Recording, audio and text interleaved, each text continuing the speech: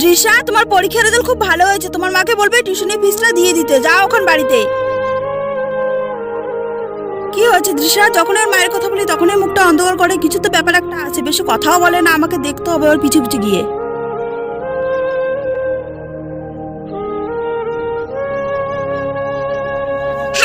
শোনা, আসো এদিকে, আসো এদিকে, আসো না।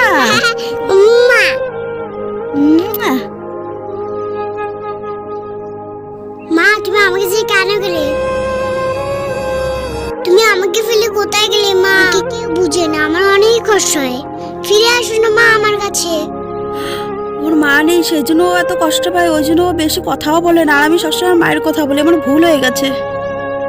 দৃশা, আমি সব দেখেছি, তোমার মা নেই বলে তুমি এত কষ্ট পাও। হ্যাঁ, তুমি কষ্ট পেও না, ভগবান সব ঠিক করে দেবে। তোমাকে আর টিউশনি ফিস দিতে হবে না। মা না থাকলে যে কতটা কষ্ট হয়, যার মা নেই সেই একমাত্র বুঝতে